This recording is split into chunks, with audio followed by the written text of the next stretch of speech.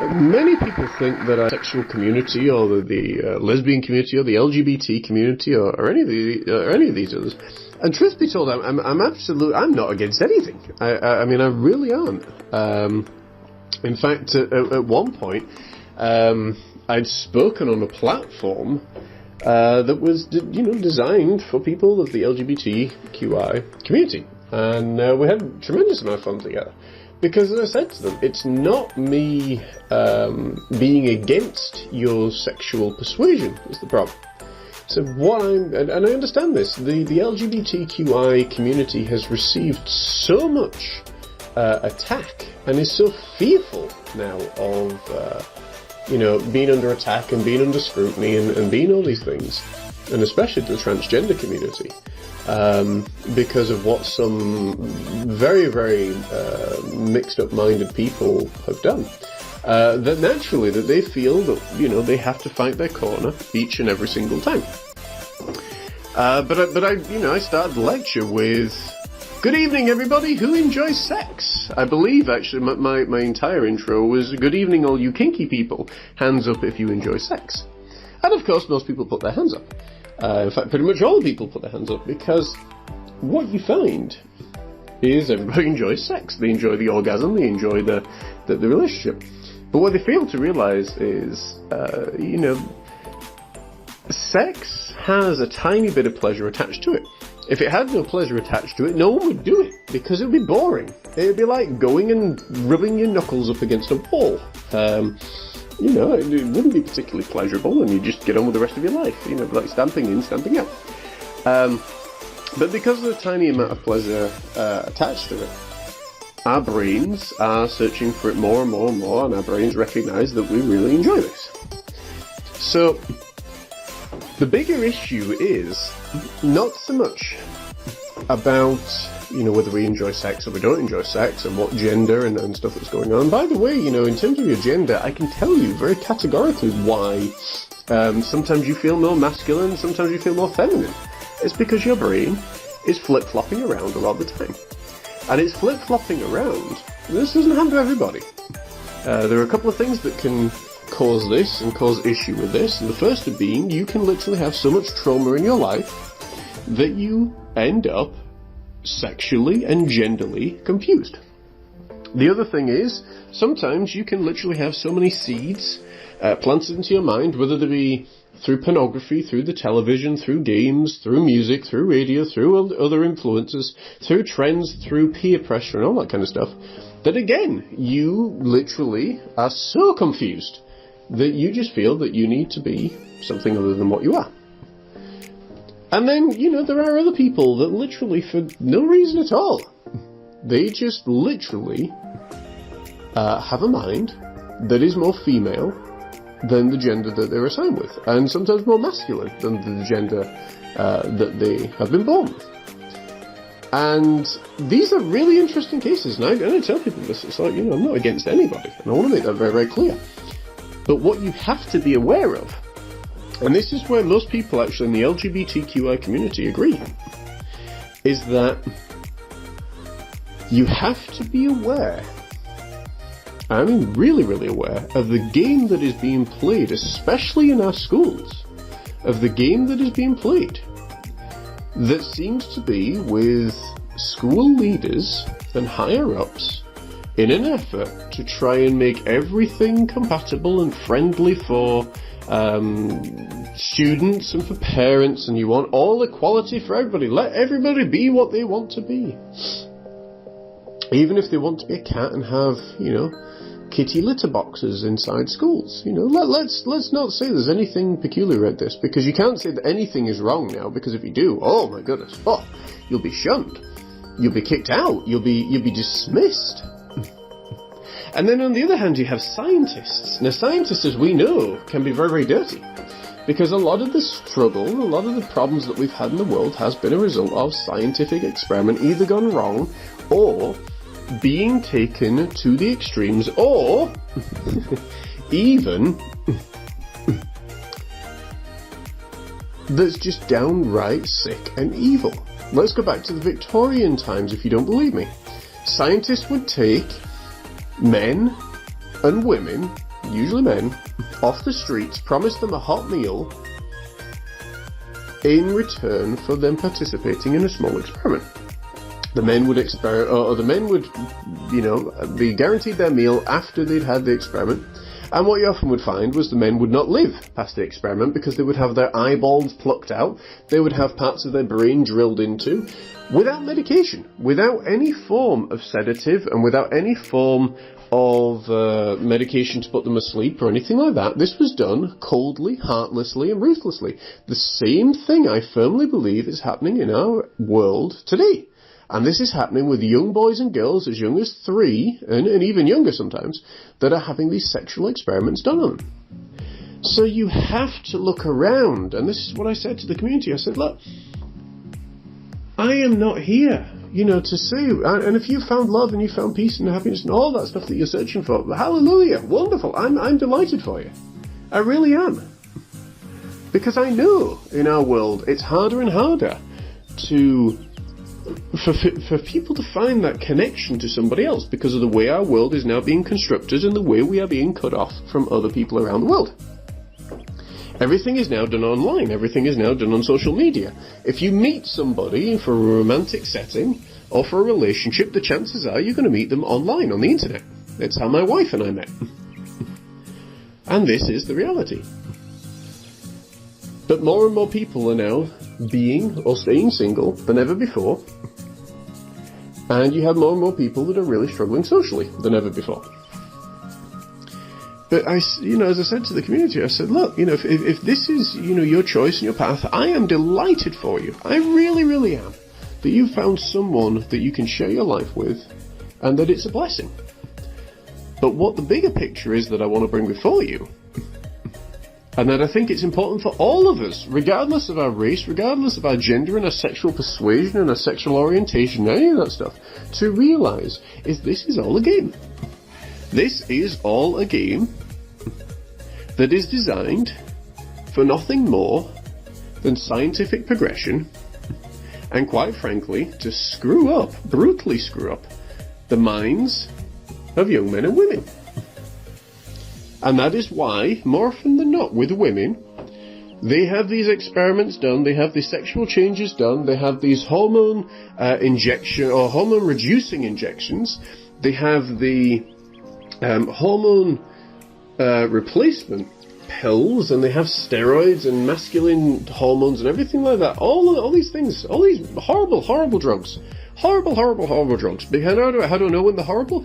Because you're introducing something into your body that is not meant to be there.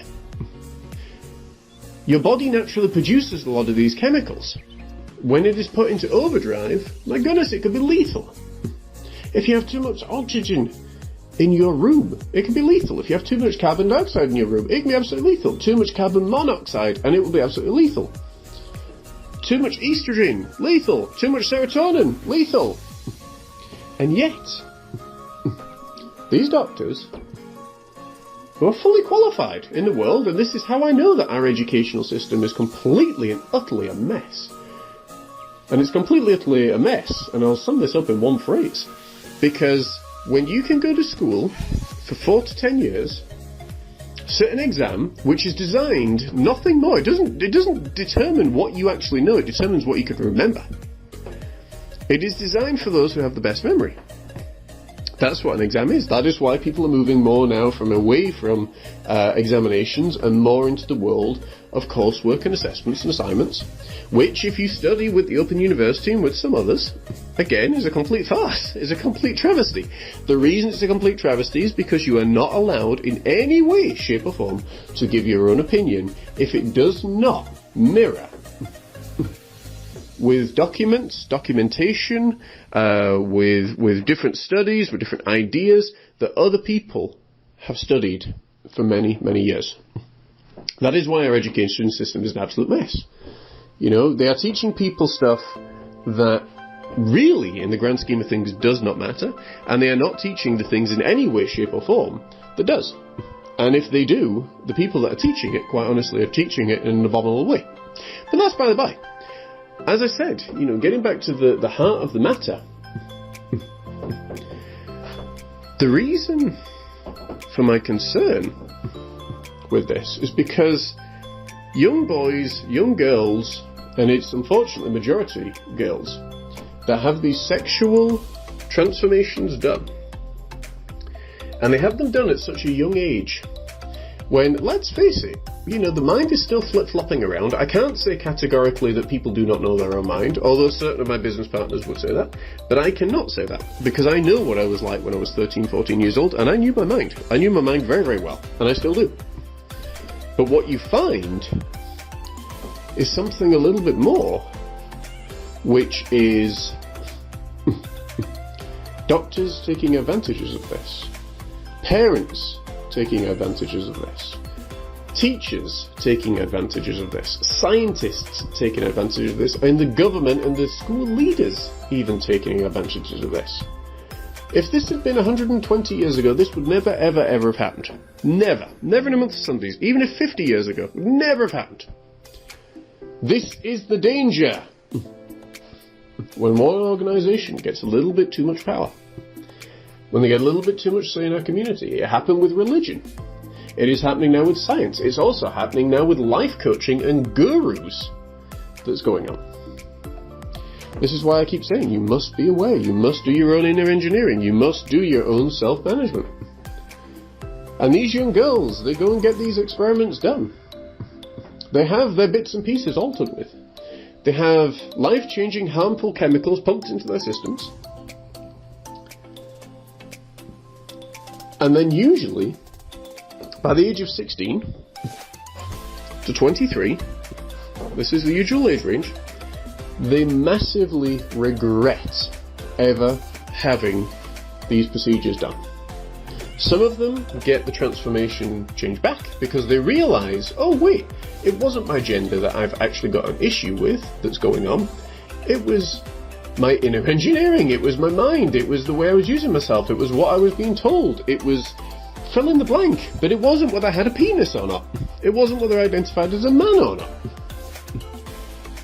Having a little willy did not fix the issues that were going on, and having the absence of a willy did not fix the issues that were going on. And in some cases, these scientific experiments, abomination experiments, that are going on in a so-called enlightened world, which is a whole other topic that I find highly amusing, because we do not live in an enlightened world. It'd be foolish to think so. If we did, this stuff would not be happening. Do not kid yourself, my friend. But they have the procedures then reversed, if at all possible, and their bodies are left in an absolute mess, and their minds in even more of a mess. And a transgender psychologist, I believe from Canada, it was my wife that told me about this, a transgender psychologist was absolutely shocked and completely in disbelief at the amount of teenage girls who had had the procedure done with little to no psychological analysis that was given. This is a travesty. So this is never, ever, ever, ever about me appearing against the LGBTQI community. It's never about me appearing against the gay community or lesbian community or transgender community or anything like that. This is about me speaking from a spiritual point of view, trying to raise awareness for people around the world and all matters, and saying, look at the bigger picture here, my friends. Yes, you may finally be able to have an operation where you can have a penis should you want a penis, or a vagina and breast if you want a vagina and breast, or in fact you could have no gender at all, as some people are attempting to opt for. Where you go to the bathroom, I've no idea. Maybe they just do it through one tap, I have no idea.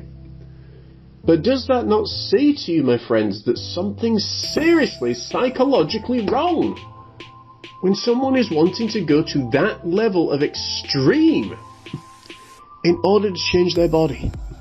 Surely I cannot be the only one that sees this. And this is what I said in front of the community. And the wonderful thing about it, everyone agreed. Because they realised this is not some half-wit who doesn't know what he's doing and doesn't know what he's talking about. This is actually someone who's given a great deal of thought, a great deal of care, and desires to have a great deal of understanding about what the people he is speaking to are going through, and the people he's speaking for are encountering every single day. That is why, my friends, I am for the LGBTQI community. I care for them a great deal, as I do with everybody. I don't see them as perhaps the way that many other people do. I just see them as beautiful souls, an amazing energy that we connect with. And once you know this, and once you see this for yourself, your entire world begins to change. I hope this video has really helped you today, my friends, to once again offer deeper perspective and understanding in what people are facing, to raise awareness of what is actually going on. And if it has, please do feel free to, as always, like, share and subscribe. Comment in the section below. Tell me your thoughts. If you have stories to share, this is a safe place to do it. Until next time, take care, God bless, and namaste, my friends. My friends.